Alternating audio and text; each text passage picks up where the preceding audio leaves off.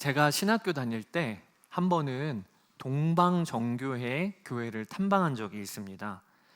대부분은 동방정교회가 낯서실 텐데 기독교의 줄기 중 하나이지요. 우리나라에도 마포구 아현동에 성 니콜라스 교회가 있는데 유럽의 성당들처럼 그 천장이 돔 모양으로 되어 있어서 마을 사람들이 대머리 교회라고 그렇게 이름을 부르더라고요. 여러분 사진도 한번 보시면 될 것 같습니다.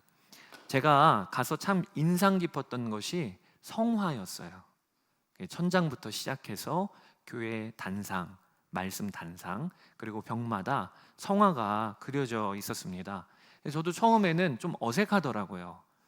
웬만한 분위기, 교회의 분위기는 아니죠. 그래서 이게 교회야? 이런 생각도 들었고요. 근데 수사님이 오셔서 쭉 투어 설명을 해주시는데 그렇게 동방정교회에서 이렇게 성화를 그리게 된 이유가 기독교 초기에 그 성경을 못 읽는 그런 성도들, 그리고 성경책을 갖고 있지 못하는 이들을 위해서 복음을 전하는 수단 중에 하나가 교회 벽면에 그림을 그리는 거예요. 그래서 교회 올 때마다 그 그림을 통해서 복음이라는 게 뭐구나, 예수님의 생애를 쭉 그려놓은 걸 보면서 성도들이 예수님의 생애를 알게 되는 거죠. 그 전통이 지금까지 이어져 온 겁니다. 근데 제가 그림 중에 제 눈에 들어오는 한 인상 깊은 장면이 있더라고요. 예수님께서 사람들을 붙잡고 계시는 그림들이 여러 개 그림이 있는데 그림마다 공통된 특징이 하나 있기를, 예수님이 사람의 손을 이렇게 손바닥과 손바닥으로 잡으시는 게 아니고 마치 이렇게 낚아채듯이 손목을 예수님이 다 잡고 계신 거예요. 여러분도 한번 해보실까요? 이렇게 내 손목을 한번 손으로 한번 잡아보세요. 이 그림이 다 그렇게 그려져 있더라고요. 근데 그게 의도가 있는 그림이라는 거예요. 예수님이 우리를 잡고 계실 때 어떻게 잡고 계신가? 이렇게 손목을 잡고 계시기 때문에 우리가 좀 놓쳐도 주님은 놓치지 아니하신다. 그거를 표현한 그림이더라고요. 또 어떨 때에는 우리가 주님께 돌아서도 주님은 우리를 붙들고 계신다. 이것을 표현한 그림이 바로 예수님께서 그 손목을 잡고 계신 그림이더라고요. 제가 그걸 보면서 참 감동이 되었습니다. 여러분, 오늘 사도 요한도 우리에게 말씀해 주시기를 예수님이 우리를 붙드신다고 하셨어요. 그게 바로 18절 말씀입니다. 같이 한번 읽어보겠습니다. 하나님에게서 태어난 사람은 누구든지 죄를 짓지 않는다는 것을 우리는 압니다. 하나님에게서 태어나신 분이 그 사람을 지켜주심으로 악마가 그를 해치지 못합니다. 여기 뭐라고 표현하고 있냐면 하나님께로부터 나신 분이 예수님이세요. 그 예수님이 우리를 지켜주심으로. 근데 이 지켜주심으로라고 하는 헬라어 단어가 테레오라고 하는 단어인데 이 단어가 keep, 나를 붙드신다, 그리고 나를 돌보신다 라고 하는 의미가 있는 거예요. 그러니까 여러분, 우리는요 거듭난 성도들 아닙니까? 근데 우리에게 다 하나님께서 주신 은혜가 있어요. 그게 무엇이냐면 우리를 붙드신다는 겁니다. 우리를 지키신다는 겁니다. 신앙생활은 다 여기서부터 출발한 겁니다. 우리 중에 내가 하나님을 헤아려 알아서 그래서 이제 믿기로 결단한 분은 아무도 없어요. 또 이 자리에 오기까지 내 능력으로 주를 알게 된 분은 아무도 없어요. 다 사실 하나님이 우리를 붙드시고 지키시기 때문에 사실 우리는 지금 예배하고 있는 겁니다. 그게 요한계시록 3장 20절이죠. 너무 유명한 말씀인 볼지어다 내가 문 밖에 서서 두드리노니 누구든지 내 음성을 듣고 문을 열면 내가 그에게로 들어가 그와 더불어 먹고 그는 나와 더불어 먹으리라. 예수님께서 우리가 주를 알지도 못할 때 우리의 마음의 문을 두드리셨고 그래서 우리가 열었어요. 주님이 먼저 두드리신 거예요. 그래서 우리가 주님을 영접한 거죠. 뿐만 아닙니다. 요한일서 4장 13절 그의 성령을 우리에게 주심으로 우리가 그 안에 거하고 그가 우리 안에 거하시는 줄을 아느니라. 주님이 우리의 마음에 오신 거예요. 그래서 우리는 이 자리에 있는 겁니다. 제가 젊은이 교회를 담당할 때 한 번은 어느 한 자매가 세례문답을 받으러 왔는데, 그 세례문답 하다가 참 놀란 일이 있었어요. 그 자매는 가족 중에 예수 믿는 이가 아무도 없습니다. 또 교회 다니자고 전도를 받아본 적도 없어요. 그런데 고등학교 다닐 때 기독교 재단이 운영하는 이 미션 스쿨에 다니면서 체프를 드린 적은 있는데, 그 이후로는 누구 하나 그에게 전도한 이도 없었어요. 그런데 간호사로 근무하던 어느 날에 계단에서 발을 헛디뎌서 아주 크게 사고가 당하게 됩니다. 중상을 입어서 양다리가 부러지고 대수술을 받고 병원에서 꼼짝없이 6개월 정도를 입원 생활을 한 적이 있었답니다. 그런데 어느 한 날 병실에 있는데 요즘과 같은 봄날인 거예요. 병실에 있는 다른 환자들의 가족들이 다 찾아와서 병원 안에 있는 공원으로 다 산책을 나갔답니다. 근데 본인은 혼자 덩그러니 침대 위에 있는 거예요. 마음에 내가 젊은 나이에 내 인생이 너무 까마득하고 이게 뭔가라고 하는 마음의 두려움도 들고 외롭고, 근데 그때 문득 기도라는 게 하고 싶더래요. 기도라는. 그래서 몸을 일으켜서 자리에 앉아서 혼잣말로 첫 마디가 누구 계세요? 이렇게 기도했대. 누구 계세요? 어떻게 기도해야 될지를 모르니까 예전에 미션 스쿨 다닐 때 기도라는 건 알았는데 누구 계세요? 근데 너무 놀랍게 꼭 귀로 듣듯이 마음에 감동을 주시기를 사랑하는 딸아. 본인은 너무 놀란 거예요. 그리고 나서 이어서 하는 말이 하나님 듣고 계세요? 그런데 이어서 또 감동을 주시기를 내가 너를 안다. 내가 너를 붙잡고 있다. 그날 회심했어요. 혼자서. 그리고 예수님을 영접했습니다. 병실에서. 태어나고 나서는 함께 근무하는 동료 간호사 중에 교회 다니시는 분에게 저 교회 좀 추천해 주세요. 먼저 가서 저 교회 좀 추천해 주세요. 근데 그 간호사분이 선한목자교회를 추천해 주셔서 나오게 됐고, 그리고 양육받고 세례문답까지 온 거예요. 제가 그 자매와 문답하면서 야, 놀랍다. 하나님이 지금도 친히 찾아가셔서 그렇게 구원해 주시는구나. 그런데 여러분, 이건 우리 이야기예요. 우리 이야기. 이 자리에 부모님 때문에 믿어, 그리고 누구 때문에 믿어, 이렇게 이 자리에 온 것 같아도 사실은 주님이 우리를 친히 찾아오셔서 우리를 만나 주셨기 때문에 지금 이 자리에 우리가 와 있는 겁니다. 그래서 우리 성도들에게는 별명이 하나 있습니다. 그게 뭐냐면 한번 따라해 보실까요? 주님께 붙잡힌 사람. 그게 저희 별명이에요. 오늘도 주님이 지켜주심으로 우리는 주님께 붙잡힌 사람들이에요. 그래서 어디를 가서 소개를 할 때 저는 예수님께 붙잡힌 사람입니다. 저를 소개할 때 저는 예수님께 붙잡힌 사람입니다. 그게 성도인 거예요. 사도 요한이 요한일서를 마무리하면서 오늘 이 말씀을 하고 있는 거예요. 성도 여러분, 우리는 출발이 다릅니다. 우리는 하나님께로부터 났습니다. 그게 바로 19절 20절입니다. 같이 읽어볼까요? 우리가 하나님에게서 났다는 것을 우리는 압니다. 하나님의 아들이 오셔서 그 참되신 분을 알 수 있도록 우리에게 이해력을 주신 것을 우리는 압니다. 우리는 하나님으로부터 났다. 하나님이 우리에게 이해력을 주셔서 우리가 하나님을 알게 된 것이다. 여러분, 오늘도 예배 드리면서 말씀이 들리고, 그리고 말씀이 내 말씀처럼 여겨지고, 이것은요 하나님이 우리에게 이해력을 주신 거예요. 들을 수 있는 귀를 주신 거예요. 그러니까 우리는 신앙생활이 우리부터 출발이 아니고 하나님으로부터 출발하여 이 자리에 있는 겁니다. 사도 요한은 영지주의자들과 끊임없이 싸웠는데, 영지주의자와 우리 성도는 신앙의 근본이 달라요. 영지주의는 출발이 나로부터 시작되는 겁니다. 영적인 지식, 거룩한 지식, 그거를 깨달아야 구원받는 거니까 그들은 계속 배우고 훈련하고 그리고 깨달으면 구원. 그런데 이런 영지주의는 어떤 결과가 초래하게 되냐면 기도를 못해요. 왜냐하면 내가 배우고 깨달아서 하나님께 가까이 나아가는 것은 언제든지 하나님께 담대히 나아갈 수가 없습니다. 부족해. 나는 아직 몰라. 더 배워야 해. 이러니까 영지주의자들은 기도가 없어요.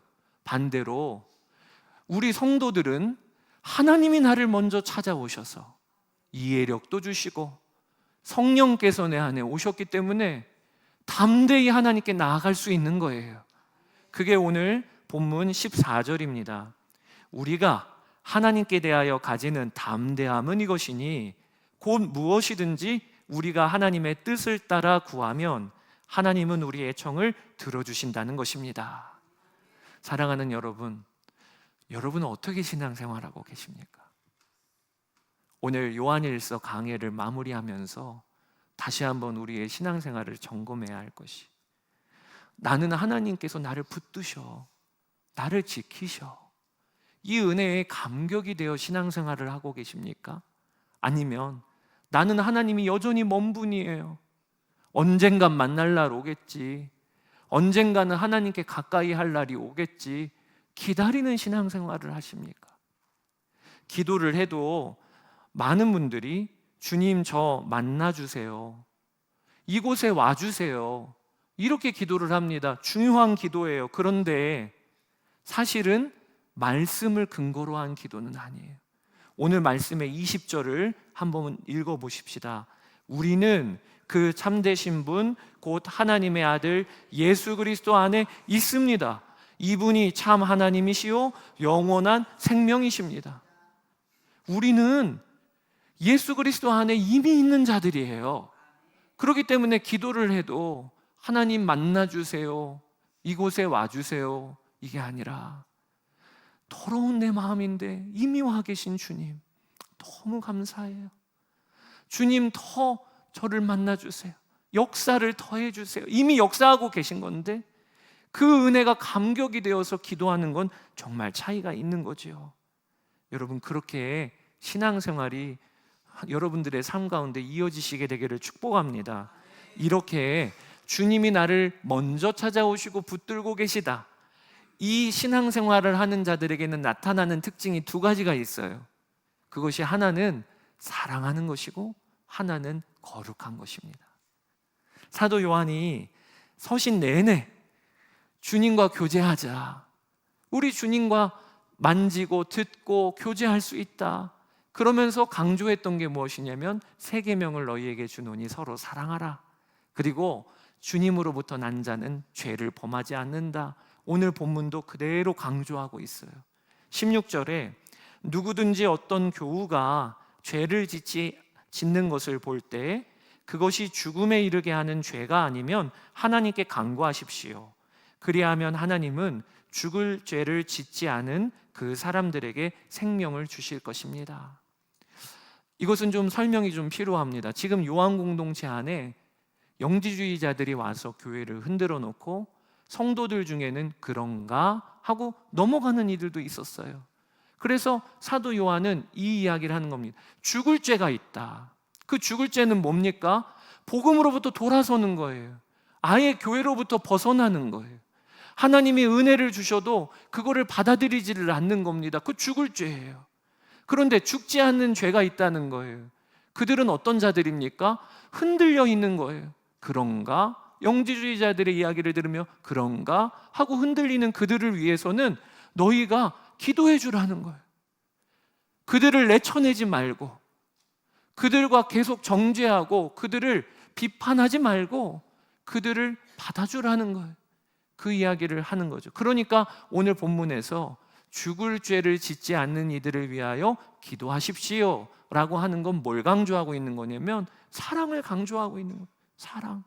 그들을 사랑해라, 포기하지 말아라, 용납해 주라 라고 하는 걸 사도 요한이 강조하고 있는 겁니다. 여러분, 주님이 나도 자격 없는 자였는데, 나도 주님과 원수였는데 그런 나를 붙들어 주시고 만나 주시고 지금도 지켜주시고, 이 은혜에 감격이 있는 자는요, 다른 일을 볼 때 눈이 다른 거예요. 나를 붙잡아 주셨듯이 저도 붙잡고 계신 게 분명하잖아요. 오늘도 이 예배의 자리에 나온 누구라도 할 것 없이 주님이 붙잡고 계신 게 분명하잖아요. 그러니까 조금 후에 남성교회, 여성교회 할 때 받아주세요. 좀 마음에 안 들어도 받아주세요.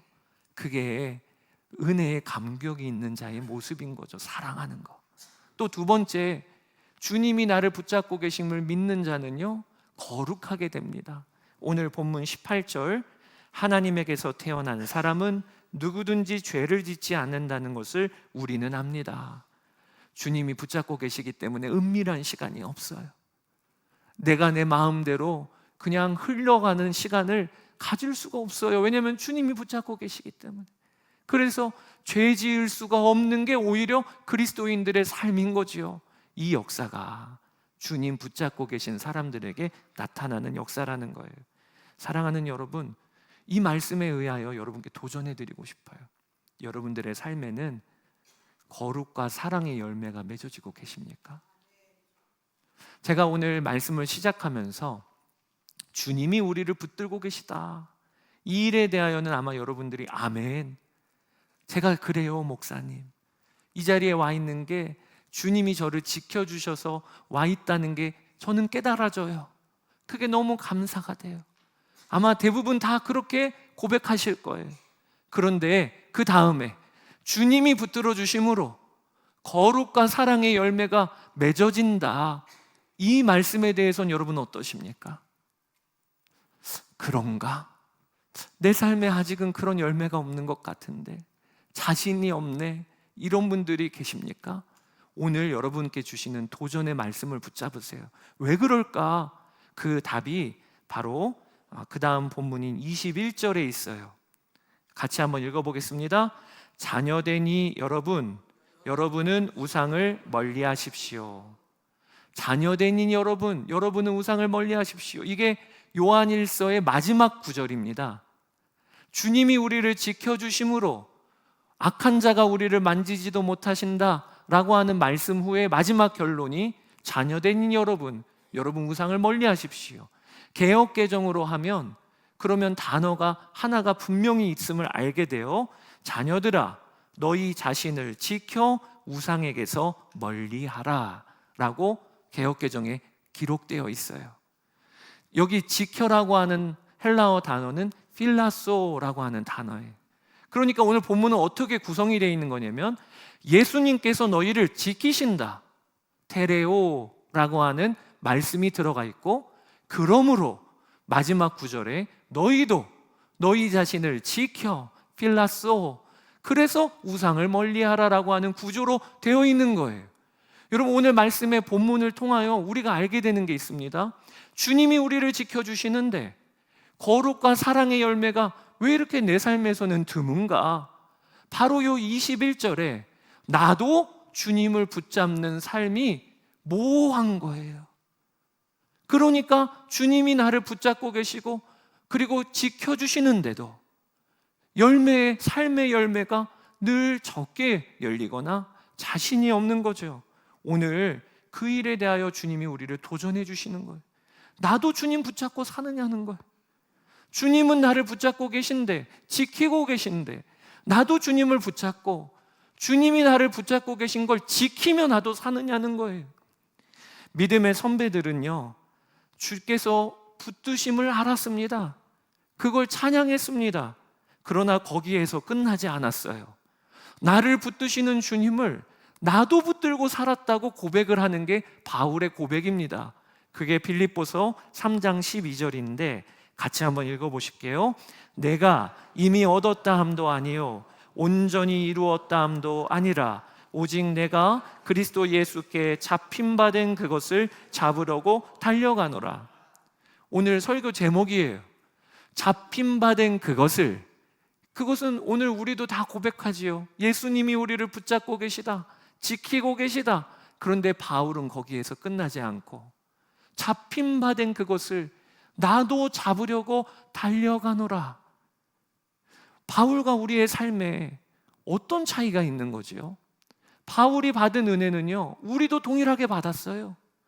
바울이 3층 천에 올라갔다 하지만 우리도 3층 천에 갈 겁니다. 바울이 예수님을 모시고 살았던 그 은혜는 우리도 동일하게 받았습니다. 그런데 바울의 삶과 우리의 삶이 어디에서 그렇게 차이가 나는 것인가? 잡힌 바 된 그것을 나도 잡으려고 달려갔던 삶과 잡힌 바 된 그것만 만족하고 그것만 다람쥐 쳇바퀴 돌듯이 확인했던 삶과 차이가 있는 거지요. 여러분, 주를 붙드십시다. 주님을 붙드십시다. 여기에 사랑과 거룩의 열매의 비결이 있는 거예요. 어떤 한 청년이 글을 하나 썼는데 제목이 하나님은 3등입니다. 이런 글이 있어요. 제가 읽어드릴게요. 1등은 하고 싶은 일, 2등은 해야 할 일, 3등은 하나님 만나는 일. 하고 싶은 일 다 하고 해야 하는 일도 다 마치고 그 후에 여유가 있으면 하나님을 만나줍니다. 하나님은 3등입니다. 어려운 일이 생길 때도 하나님은 3등입니다. 내 힘으로 한번 해보고 그래도 안 되면 가까이 있는 사람에게 도와달라 하고 그나마도 안 될 때 하나님을 부릅니다. 하나님은 3등입니다. 그런데 하나님께 나는 1등입니다. 무슨 일이 있어도 내가 부르기만 하면 도와주십니다. 아무도 내 곁에 없다 생각될 때는 홀로 내 곁에 오셔서 나를 위로해 주십니다. 나는 하나님께 언제나 1등입니다. 나도 하나님을 1등으로 생각했으면 좋겠습니다. 만사를 제쳐놓고 만나고 작은 고비 때마다 손을 내미는 나도 하나님을 1등으로 모셨으면 좋겠습니다. 여러분, 하나님 몇 등이세요? 4등인가? 5등으로 넘어가는 분도 계십니까? 근데 중요한 것은 하나님은 나를 몇 등이라고 보실까요? 우리 하나님의 사랑은요, 너무 이상해요. 세상에 나 하나밖에 없는 것처럼 나를 사랑하세요. 아들 예수 그리스도를 나 하나 위하여 십자가에 달리시게 한 것처럼 나를 사랑하세요. 그래서 잠잠히 하나님의 사랑을 묵상해 보면 하나님은 나를 1등으로 여겨주셔요. 신앙은 거기서부터 출발하는 거예요. 그 이해할 수 없는 사랑에 감동하는 것으로부터 신앙은 출발하는 거예요. 그런데 그 다음부터 내가 해야 될 일이 있어요. 5등에서 4등으로, 4등에서 3등으로, 3등에서 1등으로 우리 하나님을 모시는 겁니다. 어떤 한 자매가 형제를 사랑해요. 이 자리에 청년들이 있는데 형제를 사랑해요. 그런데 그 형제는요, 그 자매를 괜찮네 이 정도로 생각해요. 그러면 어떻게 되는 겁니까? 사랑의 역사가 없어요. 나는 사랑하는데 형제는 괜찮네 이렇게 여기면 그러면 아무것도 아닌 거죠. 나도 사랑하지만 상대방도 나를 사랑해야, 그래야 사랑의 역사가 일어나듯이 우리 또한 나를 1등으로 여겨주시는 하나님, 나도 주님이 1등이에요. 이게 뭘 의미하는 겁니까? 기도의 자리 미루면 안 돼요. 순종의 자리를 뒤로 하면 안 돼요. 주님이 나에게는 1등이니까요. 제가 저희 딸들이 있는데 어떨 때에는 아직 근무가 마치지 않아도 전화가 와서 뭐 좀 사달라고 하면 그게 그렇게 기뻐요.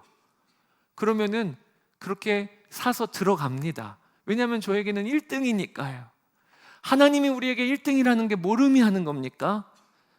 나에게 있어서 기도 자리가 뒤로 밀릴 수가 없어요. 하나님이 1등이니까. 아침에 일어나면 하나님의 말씀이 하루의 시작이 되게 내가 의도적으로 결정하는 거예요. 하나님이 1등이니까. 내가 1등이라고 여기는 그 사람의 말이 소중하듯이 하나님이 나에게 소중하시다. 이게 하나님과의 관계에 자리를 잡으면 그러면 열매가 맺어집니다. 거룩의 열매, 사랑의 열매. 오늘 사도 요한이 먼저는 너희 자신을 지켜 우상에게서 멀리하라 라고 말씀하시는데, 이때 우상은 뭘까요? 집에 있는 어떤 눈에 보이는 형상일까요? 우상을 멀리하라고 할 때 그 우상은요, 아무리 선한 의도라도, 아무리 좋은 뜻이라도 하나님과 나 사이를 흐트러 놓는 모든 것을 우상이라고 말하는 거예요. 요즘에 나라를 위하여 기도해야 되고 모든 열방에 여러 가지 기도해야 될 종목이 얼마나 많습니까? 그런데 저만 해도 이번 주에 고백을 하자면 금요일은요, 수시로 유튜브를 보게 되는 거예요. 무슨 일이 벌어졌나? 어떤 일이 펼쳐질까? 그런데 나라 위한 마음이죠. 기도하고자 하는 마음이죠. 그런데 어느 순간 주를 놓쳐버렸어요. 주님보다 내 마음에 걱정이 앞서고 염려가 앞서고, 그러니까 마음이 얼마나 흐트러지는지, 이게 우상이라는 거예요. 여러분, 주님을 붙드는 삶은 우선 내가 붙들고 있는 거짓 우상들을 놓아야 하는 겁니다. 이 자리에 나이가 좀 드신 분들은 다 아시는 선수인데, 권투 선수 홍수환이라고 아십니까? 저희 나라에 두 체급 세계 정상을 석권한 아주 유명한 권투 선수입니다. 그런데 이 홍수환 선수를 한 번은 TV에서 인터뷰를 하기 위하여 방송 기자들이 찾아간 장면이 나왔는데, 그 장면을 어느 한 목사님이 보시고 글을 쓰셨어요. 홍수환 선수가 그 기자들이 들어왔는데 TV를 보고 있었던 겁니다.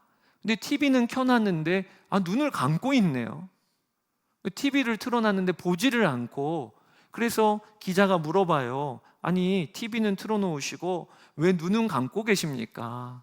그랬더니 그 홍수환 선수가 뭐라고 대답을 했냐면, 사람들은 권투를 손으로 하는 줄 압니다. 팔로 하는 줄 압니다.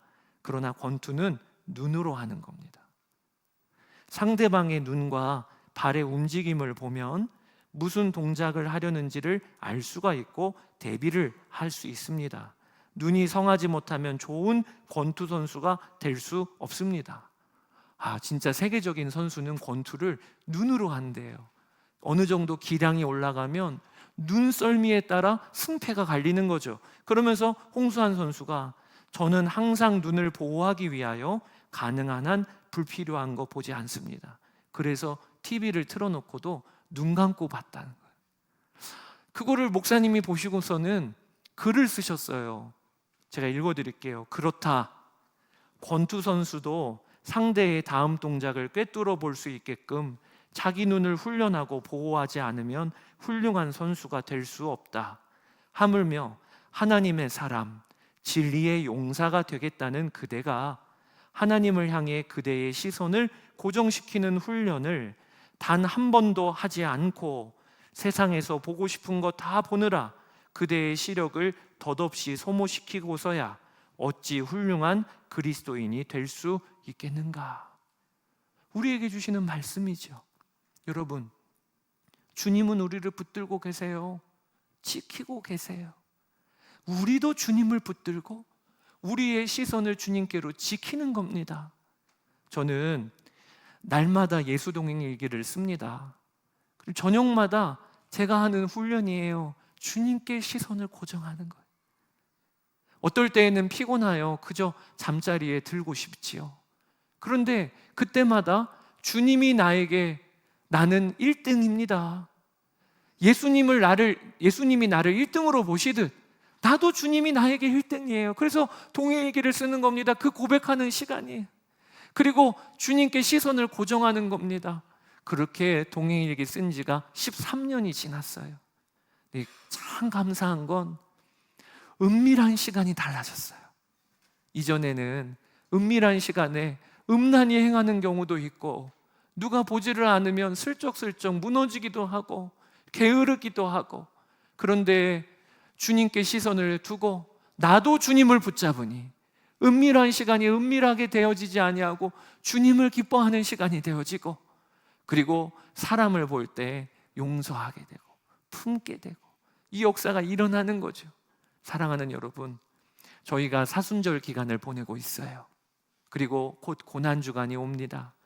다음 주부터, 이번 주부터 우리가 함께 훈련해 봅시다. 주님, 기도의 자리 미루지 않겠습니다. 그리고 주님께 시선을 고정하여 사는 삶을 나도 붙잡고 살겠습니다. 거기에서 주님과의 관계에 열매가 맺히는 거예요. 영적으로 우리가 어떤 일을 하든지 규칙이 너무 분명합니다. 심는 대로 거두는 거예요. 우리가 주를 바라보는 대로 주님은 우리에게 은혜를 주시는 거예요. 이미 이 모든 일은 주님이 우리를 붙잡고 계시기 때문에 가능한 거예요. 거기에서만 머물면 안 돼요. 더 깊은 데로 나아가십시다. 더 깊은 데로 들어가 주님이 우리의 삶을 통해 열매 맺게 하시는 것을 경험하는 여러분 되시기를 주의 이름으로 축복합니다. 이 시간에 우리 함께 찬양하고 그리고 성찬을 받기를 원하는데, 찬양 중에 오직 주의 사랑에 매여 라고 하는 찬양이 있어요. 이 찬양을 부르실 때 오늘 우리에게 주신 복음의 선포, 주님이 나를 지키신다, 주님이 나를 붙잡고 계신다, 이것을 여러분 붙잡으시게 되기를 바랍니다. 그리고 찬양 중에 마지막 구절에 내 영혼 즐거이 주 따르렵니다, 주께 내 삶 드립니다. 이거는 어떤 구절입니까? 나도 주님 붙잡는다, 내가 나를 붙드신 것을 나도 붙잡는다, 이런 고백인 거죠. 우리 이 시간에 그렇게 찬양으로 우리의 마음을 고백하고 기도하며 나아가겠습니다. 오직 주의 사랑에 매여 내 영 기뻐 노래합니다.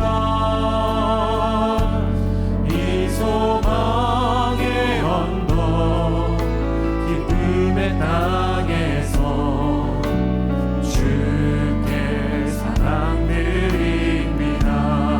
오직 주의 임재 안에, 그렇습니다. 주님이 우리를 붙들고 계십니다. 기뻐 찬양합니다. 이 소명의 언덕 거룩한 땅에서 주께 기쁨을 다시 한번 고백합시다. 오직 주의 사랑에, 오직 주의 사랑에 주님이 붙들고 계십니다. 내 영 기뻐 노래합니다. 이 소망의 언덕 기쁨의 땅에서 주께 사랑 드립니다.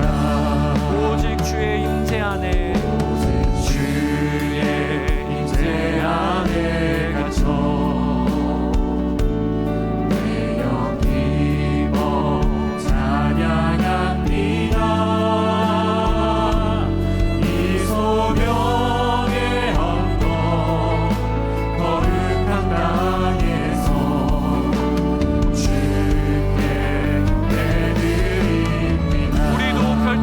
고백합시다.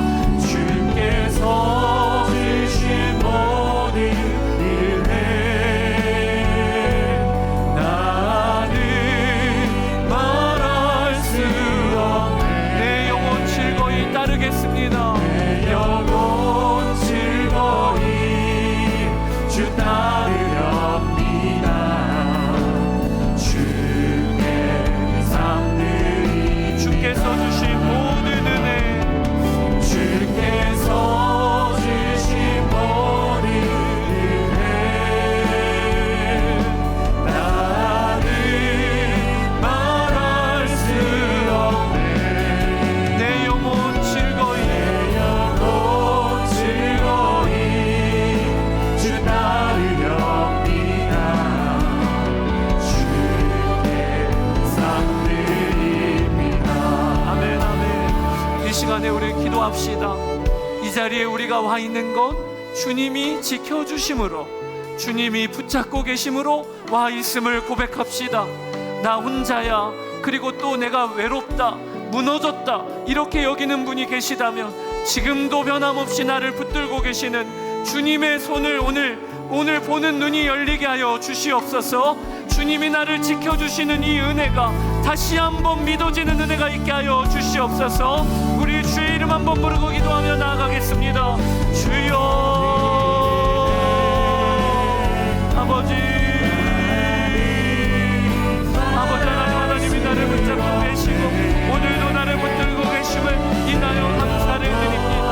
아버지 하나님, 이 자리에 우리가 와 있는 것이 주님이 나를 지켜주심으로 와 있습니다. 주님이 나를 붙잡아 주심으로 와 있습니다.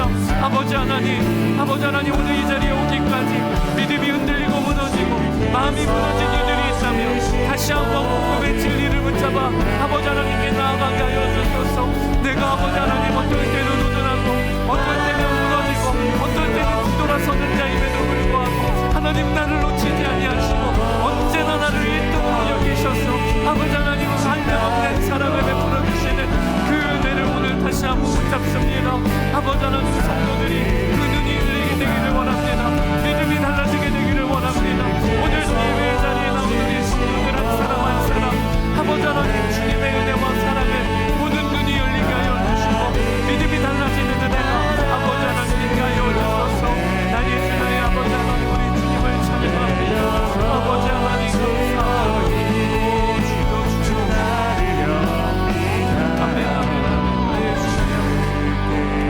우리 연이어 기도하기를 원합니다. 오늘 우리가 결단합시다.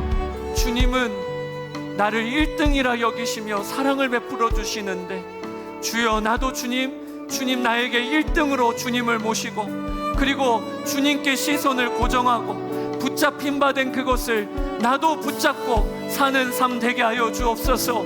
그렇게 오늘 결단하며 나아갑시다. 직장과 가정과 일터에서 주님을 최고로 모시고 사는 삶, 그리하여 사랑과 거룩의 열매를 맺는 증인 되게 하여 주소서. 우리 주의 이름 한번 부르고 기도하며 나아가겠습니다. 주여,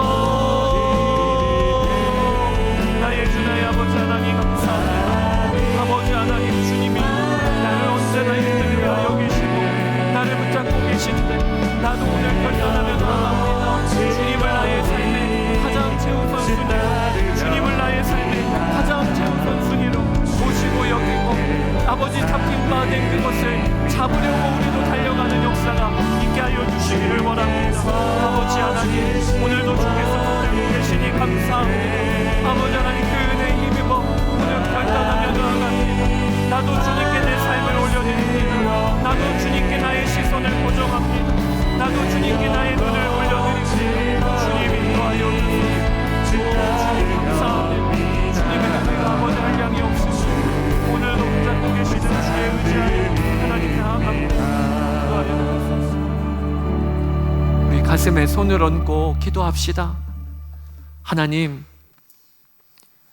여전히 우둔하고 또 주님을 멀리하려고 하는 내 육신 따라 사는 삶이어도 주님은 나를 붙잡고 지키고 계시고 그리고 언제나 주님의 나를 1등이라 여기시고 그렇게 가까이 하시는 은혜에 감사를 드립니다. 오늘도 그 증거로 저희가 성찬을 받습니다. 가룟 유다를 향하여서도 심지어는 성찬을 베풀어 주신 주여, 주와 원수와 같이 살았던 나를 향하여서도 너는 나와 한 몸이라고 하시는 주여, 이 은혜를 힘입어 오늘 우리도 결단하며 하나님께 나아갑니다. 주여, 붙잡힌 바 된 그것을 나도 붙잡기 위하여 달려가는 삶을 살게 하여 주옵소서. 나도 주님께 시선을 고정하고 우상을 멀리하는 삶을 살게 하여 주옵소서. 이번 한 주간 우리의 일터와 가정과 학교에서 우리 주님을 왕으로 모시고 사는 성도들의 삶이 되게 하시고, 그래서 사랑과 거룩의 열매가 여기저기 맺어지는 은혜가 있게 하여 주옵소서. 감사합니다. 주님을 찬양합니다. 고난주간을 이제 앞두고 있습니다. 성도들 안에 기도의 부흥이 일어나게 하시고 기도를 뒤로 미루지 아니하게 하시고 기도의 거룩한 연합이 일어나게 하여 주옵소서. 예수님의 이름으로 기도드렸습니다. 아멘.